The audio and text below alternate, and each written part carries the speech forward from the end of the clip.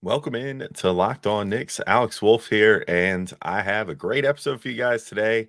I talked with the two co-hosts of the Locked On Heat podcast. I got Wes Goldberg and David Ramil on today, and we're talking about quite a bit. We're getting into the weeds after 2 games of Knicks Heat to figure out what the biggest storyline is so far.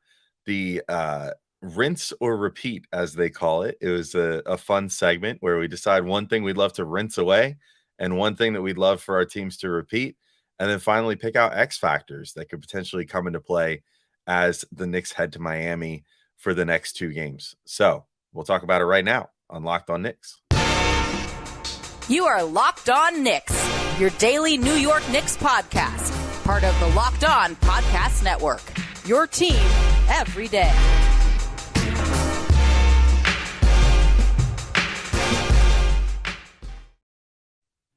All right, welcome in to Locked On Knicks, and I want to thank you guys for making Locked On Knicks your first listen today and every day, whether you're checking us out on your favorite podcast platform or taking in the sights and sounds on YouTube. We appreciate you making us a part of your daily routine. If you want to become an everydayer, make sure that you hit that notification bell on YouTube or the auto download function on your favorite podcast app so you never miss an episode, because we're here for you guys 5 days a week or sometimes more. Yesterday we had 2 episodes, so I think we're technically at 6 times this week that we've been here for you. So make sure you never miss a single episode. I'm Alex Wolf. I'm editor-in-chief of Knicks site The Strickland, which you can find at thestrick.land.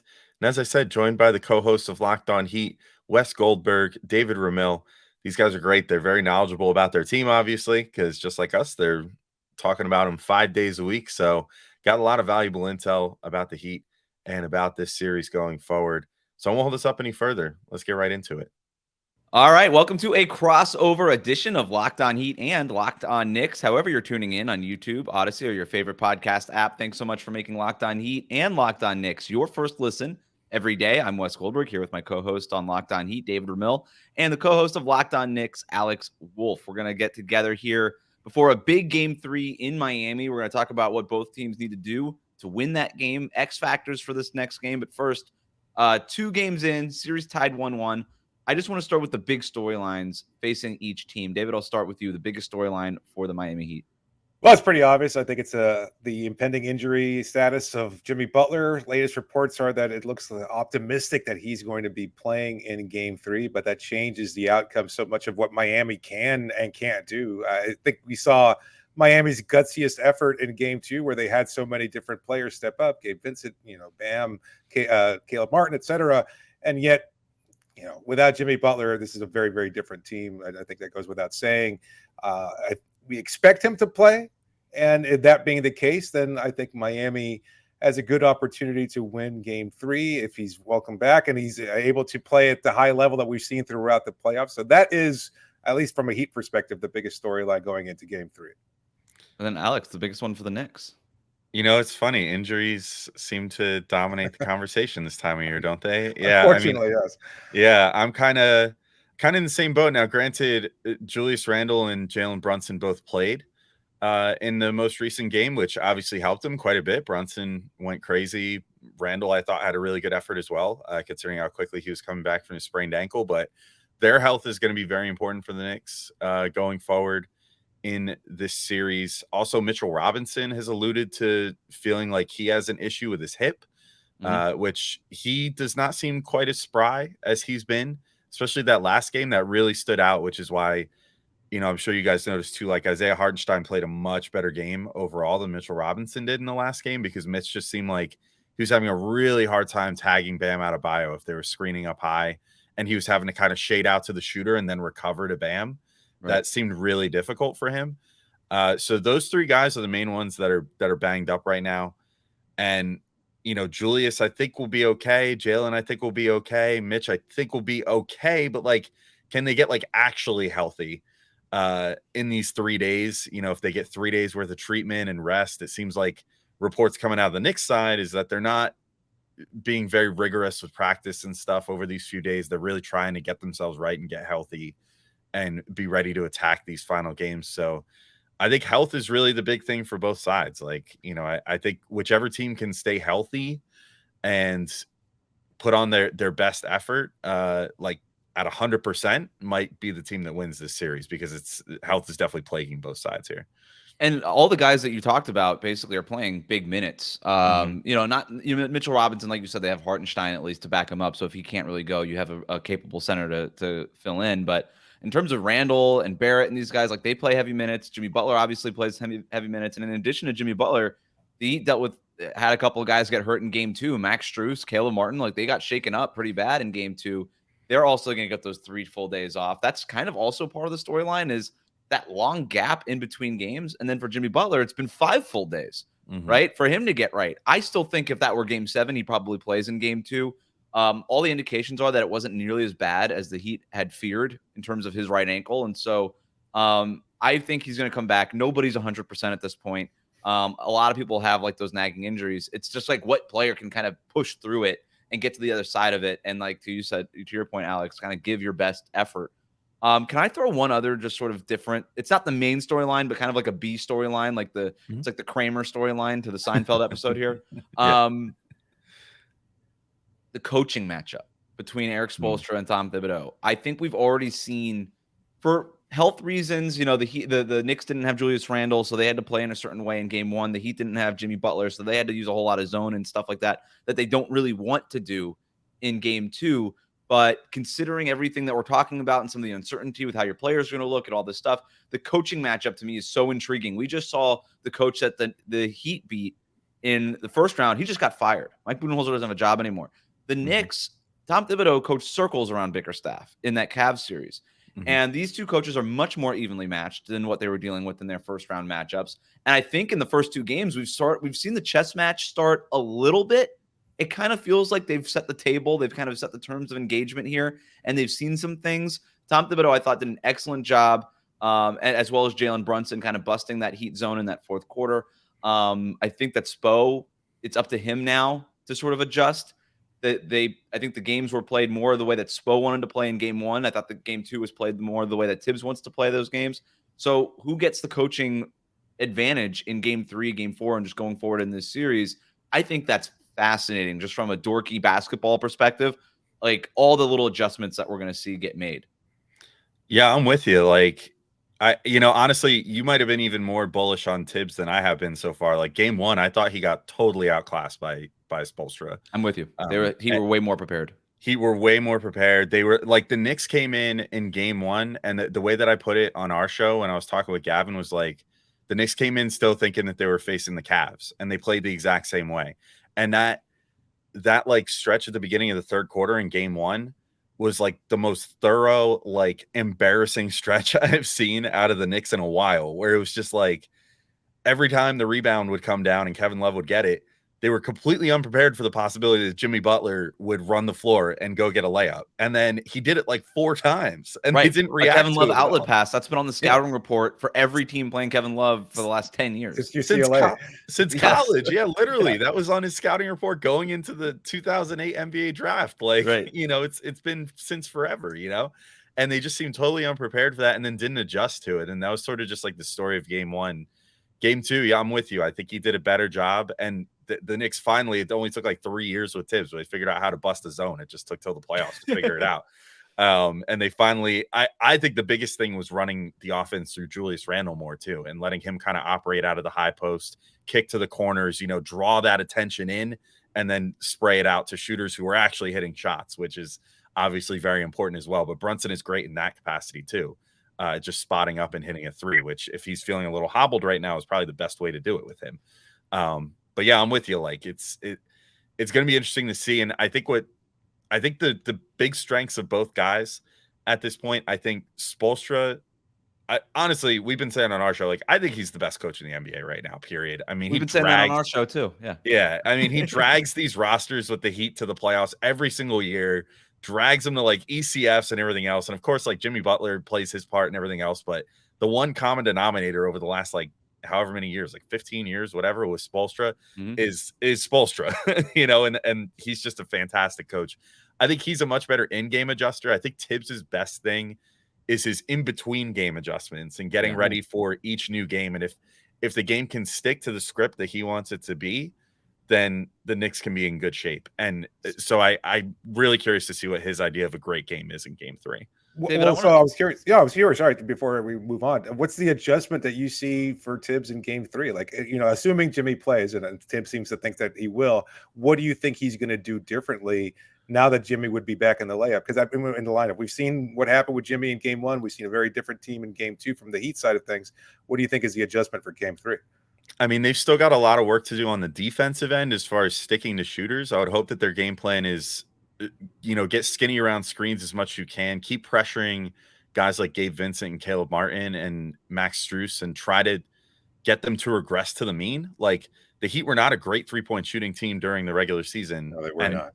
And I mean, they were, like the 27th ranked in the league. Like, start getting them back towards there, but don't let it just happen naturally. Like pressure them and try to, keep hands and faces on these 3-point attempts and hope that eventually things regress. And then as far as offense, I think run it more through Julius Randle, run it more through like secondary ball handlers. So like try to give Emmanuel quickly some on-ball reps and stuff like that to get him going, because he's had a tough time in these playoffs. And try to actually bring Jalen Brunson off ball more, because he's their most consistent 3-point shooter. And I think the more open looks you can get him, whether they're spot up or self-created, for the best, because that's going to be the winning formula, I think, with Jalen Brunson. The Julius Randle point is a good one. David, you and I were talking about that earlier in terms of how the Heat can adjust to the Julius Randle aspect of all of this. We're going to talk about that on the other side of the break. Also, what both teams saw on film that they hope to repeat, something that they want to wash away. We're going to play a game called Rinse or Repeat coming up after the break. But first, Alex, tell the listeners about our sponsor. Yeah, this episode is brought to you by eBay Motors. And for a championship team, maybe that's the Knicks, maybe that's the Heat, who knows? It's all about making sure every player is a perfect fit. It's the same when it comes to your vehicle, and every part needs to fit just right. So the next time you need parts and accessories, head to eBay Motors. With eBay Guaranteed Fit, you can be sure every part you need fits right the first time around. Just add your ride to My Garage and look for the green check to know the part will fit or your money back. I experienced this myself. I have a new Toyota Prius that I got. I've got a long commute for work, so I wanted to make sure I was getting good gas mileage, and had this one of my hubcaps just go flying off on the highway one day. Wow. And I had to replace it. And they told me it was going to be $100 at the dealer, and I was like, that seems like a lot of money. So I hit up eBay Motors, and I realized I could just take all my hubcaps off and put these nice little accents on the nice aluminum wheels underneath, and they would look just as good. Got out of it for $60, and I got to see that little green check mark and know that I was getting the right parts. Because just like in sports, confidence is the name of the game when you shop on eBay Motors. And with over 122 million parts to choose from, you'll be back in the game in no time. After all, it's easy to bring home a win when the right parts are guaranteed. So get the right parts, the right fit, and the right prices on ebaymotors.com. Let's ride. eBay Guaranteed Fit, only available to U.S. customers. Eligible items only. Exclusions apply. Thank you for making Locked On Heat and Locked On Knicks your first listen every day. Every day, or as both of these shows will be back after Game 3 with a recap of Game 3. We're going to play a game called Rinse or Repeat, but I want to just put a bow on something you touched on, both of you guys, Alex and David. The Julius Randle aspect of that. I thought that was a big takeaway in Game 2 for me, was how they were able to use Julius Randle as sort of a drive and kick guy against Miami's zone, and even the man-to-man stuff in the first quarter. But David, you were talking about it. It's something that you're keeping an eye on as well. What do you think the Heat can do to better defend Julius Randle and limit sort of that playmaking part of his game? It's not an easy answer. I don't know if there is a solution necessarily. I think, with Jimmy expected back in the lineup, he's probably going to be much more willing to take that matchup on. I think that, you could see Jimmy switch on to Robinson or Hartenstein if he's in the game, and then see Bam go one-on-one with Randle a lot more often, maybe doubling him immediately. But, to Alex's point, that leaves a shooter open, whether it's Brunson or somebody else, and you don't necessarily want to take that chance. In Game 1, it paid off for Miami because they only shot, below 20% from three-point range, not so much in Game 2. It's not an easy fix, but I don't know that there is an answer necessarily, especially if he's got, if he's making those incredible passes the way he did in Game 2. There aren't a lot of answers for the Heat. So let's play Rinse or Repeat. It's basically going back on the film, first 2 games. What do you want to kind of rinse away, wash away, something you don't want to see the team you cover do again? And then what's something that we want to see them repeat? So let's start with the negative stuff from the film. Alex, what's something that you want to see the Knicks just rinse off? The inability to make shots. let's just get rid of that somehow. Wash that stink right off. I don't know what it is exactly that has led to the Knicks like suddenly not being able to hit a three, but it was a common theme in the first series too. Like they shot under 30% against the Cavs after, like, I give the Knicks a ton of credit. They really scratched and clawed their way up the 3-point percentage standings this year. Like they started in roughly the same spot the Heat were in for the first like 2 months of the season. They were like 28th in the league in 3-point percentage. And by the end of the season, they were top 20. Because they just really found their groove and they were spraying it out to shooters, and those guys were making it, whether it was Emmanuel Quickly, Quentin Grimes, RJ Barrett at times, Julius Randle, Jalen Brunson, I already mentioned, shot over 40%. They've got shooters on this team, and Obi Toppin too, who's shot pretty well from three at times. So, I think that's my main thing, is just kind of find yourselves. I hope that they're spending these 3 days, even if they're not practicing super heavy to help with the injury stuff, just shoot like 8,000 3-pointers a day, because I'm tired of seeing them miss these open shots. Like the first game, I really thought, especially the first half. Now I mentioned the second half, I thought Tibbs got kind of exposed, but the first half, I thought the Knicks generated so many amazing 3-point looks, and they were getting open look after open look after open look and just clanking them. And they could have been up by like 25 at the half in that first game had they just made those. And then maybe we're talking about a totally different series right now. So yeah, get rid of that. Start making threes. That's the thing I want to be run stuff. It was one of the storylines that I was thinking of coming into this series was the Heat shot like 44% from three in their first round series against the Bucks, something like that. And then the Knicks, I think they were at like 27% in their first round series against the Cavs. Unsustainable both ways, right? The Heat were never going to shoot 44% for an entire playoff run, and the Knicks were always going to shoot better than 27% at some point. So at what point did both kind of squads regress to the mean, right? And meet in the middle. Yeah. Right. Yeah. When does it happen? Does it happen this series? If it does happen, does it happen too late for either team? Whatever happens. So it is something for the Heat too, I think, is just 3-point shooting. But David, what are you looking at as far as what the Heat can rinse away, wash away, get rid of it? I know it's a common theme for our conversation so far. So it's injury, but yeah, I'm not going to go that's the easy route. I'm tired of seeing injuries on either side, especially going even back to the Bucks series for Miami, like losing Oladipo and Tyler Hero, et cetera. But it's the rebounding edge that New York has, because I think it's led to so many different opportunities. It was late in the fourth quarter where they got multiple offensive rebounds, and that would really change. I think it resulted in a Josh Hart quarter three, although there were a couple of those. I can't recall exactly what it was in context of the game itself, but the rebounding edge has been such a problematic. And for Miami, being as undersized as they are, again, no easy answer there. So it's a matter of a group mentality, being able to box out more effectively, collectively crash the boards and see if you can poke the rebound away. For all that Hero's talked about as a shooter, we often overlook the fact that for his position, he's actually a very good rebounder with a nose for the ball. Unfortunately, he's not going to be there in this series, so that's another lost rebounder for Miami. Caleb Martin, I think, can step up in that regard. I wonder if he gets more significant playing time. He's a better rebounder than Max Drew, so if he comes in there and plays a little bit of two alongside Jimmy Butler-led lineups, it could be a little bit more effective at crashing the boards. I've got another offshoot rinse thing that I don't want to see, and this is directed at not the Miami Heat, and it's not directed at the New York Knicks. It's directed at the broadcast. Show the basketball game. Just show the basketball game. Less celebrities. They're going to be in Miami too. Maybe probably not as many as the ones at MSG, but just show the basketball game. Just show it. It's a basketball game. We're tuning in for the basketball game. I don't want to see DJ Khaled's face on my screen 17 times. I don't want to. I have no problem with DJ Khaled. I would love for him to be on the show. We could see his face on this screen, but I just want to watch the basketball game, and it feels like that's too much to ask. Oh, no drones. Can we avoid drones too? Or what was that with that Celtics-Sixers game? Yeah, that was awful. That was like, what was that, like probably longer than that. I think it was probably pre-pandemic, where they used to do that courtside seat shot.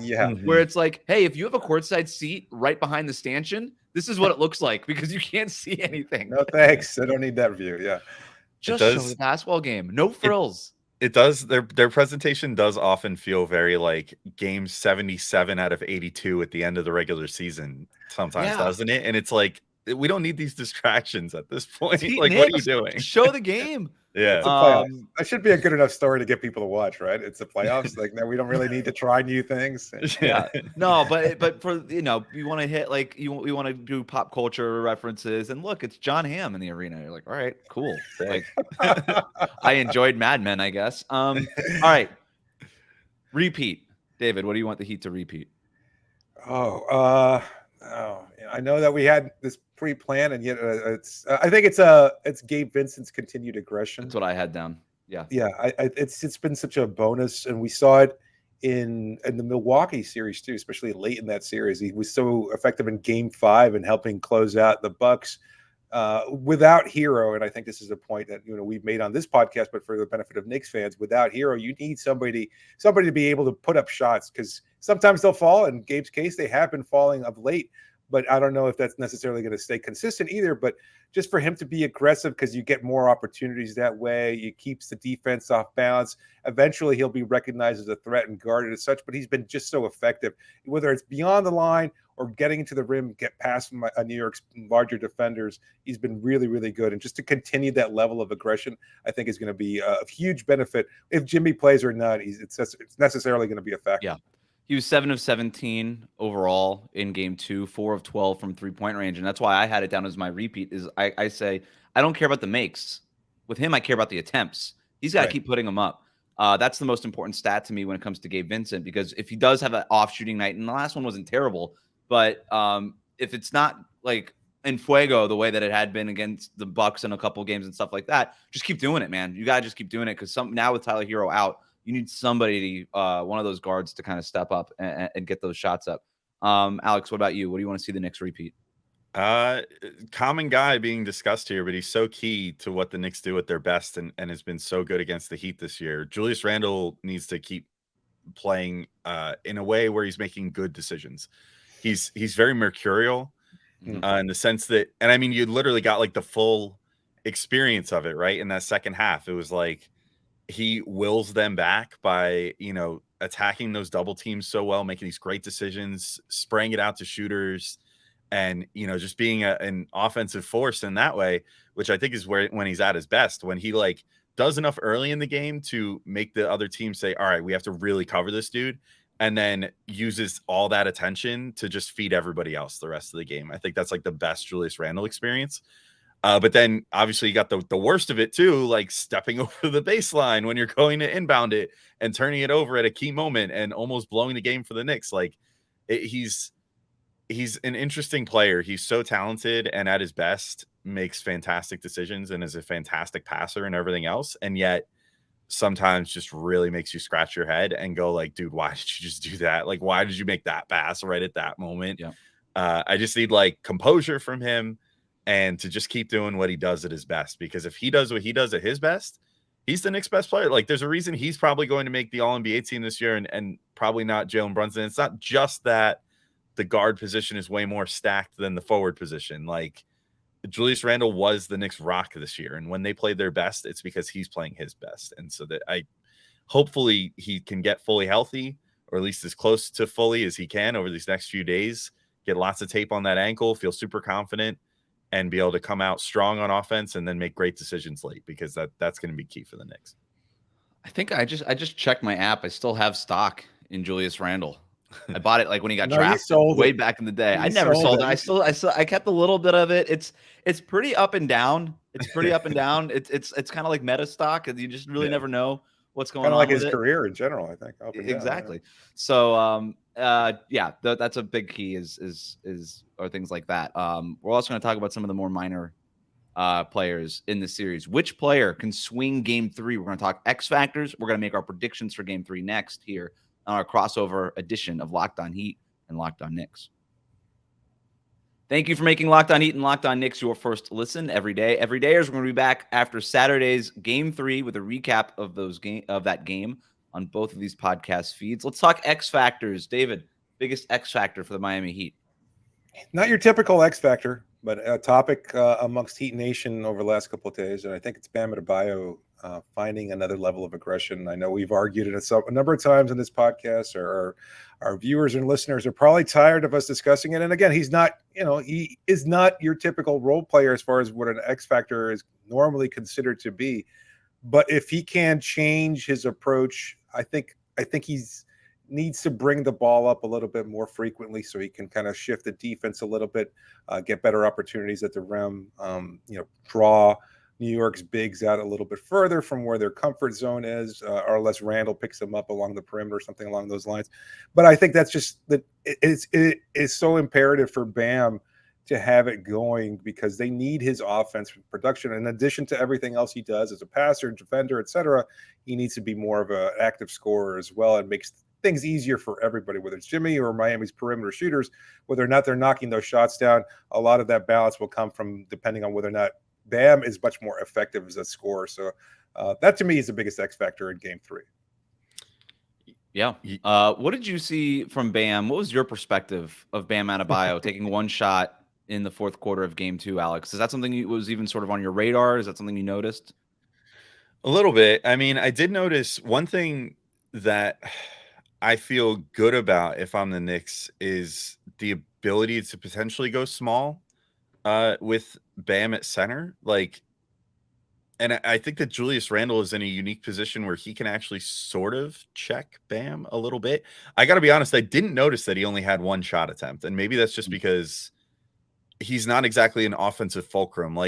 Of all the Heat's big three, nominally of Butler, Hero, and Bam, I feel like the one that you don't necessarily want to be the last man standing would be Bam, because he's not the offensive fulcrum that those other two guys are. Mentioning Gabe Vincent's got to keep getting up tons of shots, and Caleb Martin and all these guys. It's because Bam isn't that offensive creator, unless I'm just miscasting him. But I know that he's pretty good from mid range. But doesn't necessarily put the ball on the floor and break guys down off the dribble or anything.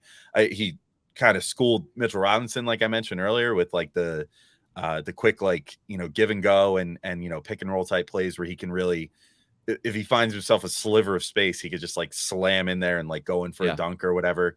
And he's obviously very dangerous in that way too. I don't know. I think that Hartenstein is going to continue being the guy that I would keep wanting to be on. A better job than Robinson, I think.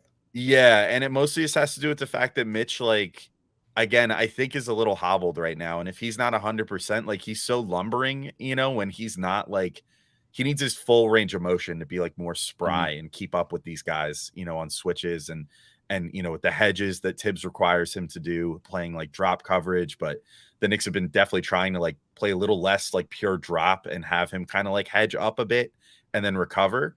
Right. And normally he's really good at that, but that's tough if you're not 100%. So if it were me, I would definitely keep Hartenstein on Bam and keep trying to keep those shot attempts low and just keep a body between him and the hoop and just a hand in his face. And hopefully that's enough. But I do think, we saw it only for a second, but they did experiment with Randle at the 5. And I do think that Bam is a small enough center that I think that Randle can actually sort of keep him at bay a bit, because he can at least challenge his shots credibly. Whenever Randle tries to guard Joel Embiid, it's just well, you can't get your hand within 6 inches of where he's shooting it from. So he's kind of just going to be able to get those off all day. Whereas with Bam, he can do it a little more credibly. So I kind of, as a Knicks fan, hope to maybe see that a little more by design, to play a little small on Bam. But in the meantime, I think if Mitch could be healthy, he could be okay. But Hartenstein definitely is going to be the guy I want to see on him most throughout the rest of the series. Yeah, and on that Hartenstein matchup, you got to see Bam getting back to that mid-range look. We saw him in the first round against Brook Lopez, which is a similar-sized guy to Hartenstein. He just sort of pulls the ball out and kind of gets a runway a little bit and just tacks him, just goes straight at him and tries to use his speed as more of an advantage as opposed to his size being an impediment. And so you just look. You cast Bam well, Alex. It's exactly how he is. He had 10 shots in Game 2. He needs to have 15 shots. We're not talking about going out and shooting 28 times, right? He doesn't need to do that. He just needs to have 15 to 17 shots, and that makes a world of a difference in Miami's offense. Who's your X factor for the Knicks? It is the guy who I will continue saying should have won Sixth Man of the Year. Emmanuel Quickly, I think, is the X factor for the Knicks. I mean, he has just been. There's no like. He should have been Sixth Man of the Year, by the way. David, do you agree on that, or would you have had Brogdon? I don't know. All right, that's fine. That's okay. All right, sorry, didn't mean to cut you off, Alex. That's okay. Yeah, no, I thought we would get like a strong take from David, but we didn't get one. So no, it's okay. I think the like national NBA media hive mind just decided that like starts should never count for six men, even ignoring the fact that six men by design should be the guy that you can most trust to slot into the starting lineup and show out, which Quickly did a number of times. Anyway, I digress. Well, it's also if it wasn't Malcolm Brogdon playing for the Boston Celtics, we all know how the Boston media mob machine works, the propaganda machine. It robbed Bam of a Defensive Player of the Year award last year. This is just how they work. If a Celtic doesn't get an end of season award, I think the NBA just like goes under. Unlikely allies here, man. Knicks and Heat fans might have more in common than they think, you know? Yeah. That's why John Corrales isn't allowed on the show anymore. We don't talk to him. He's banned. He's banned from the show. We talk to John like once a year. That's enough. I'm sorry. I'm just kidding. I'm sorry. Yeah. So Quickly, I think, is the X factor because like he was so much. He was such a big factor to the Knicks being as good as they were down the stretch of the season. Like not just stepping in and starting when they needed him, but off the bench, he was always a defensive menace. He pushes the pace.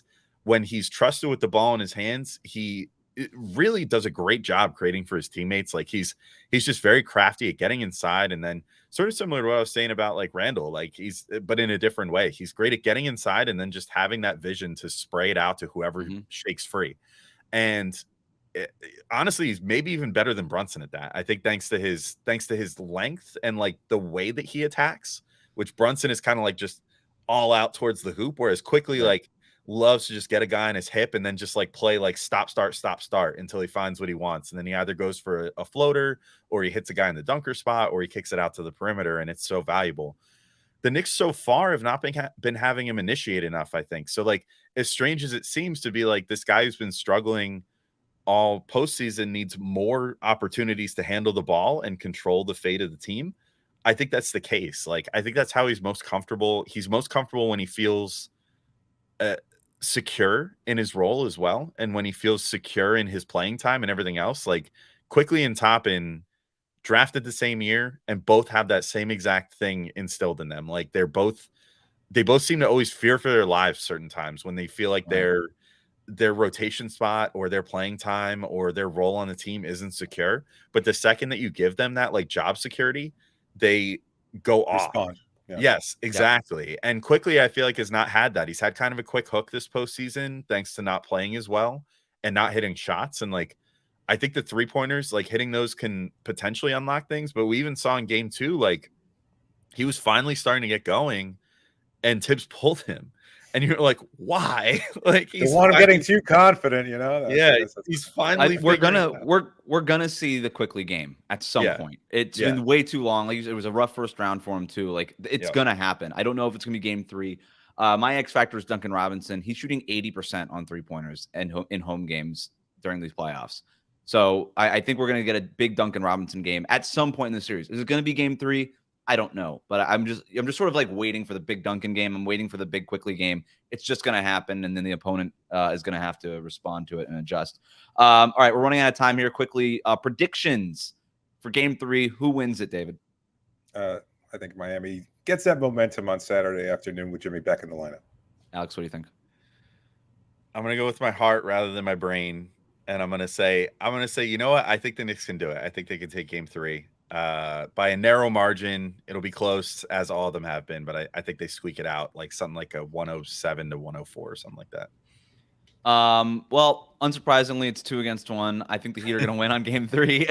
They do need to. I thought the Knicks did a really good job getting into their game in Game 3. The Heat are going to have to come out early and set the tone, and that's going to be a lot on Jimmy Butler. I think we're going to see an aggressive Jimmy Butler early in Game 3, and then he sets the tone, and the Heat go ahead and win Game 3 in Miami. But we'll find out. And then when we do, we'll be back. Both shows, Locked On Heat, Locked On Knicks, with recaps of that game. Thanks again for making Locked On Heat and Locked On Knicks your first listen every day. David, Alex, thanks for jumping on this crossover. Everybody else, thanks for listening. And till then, have a great weekend.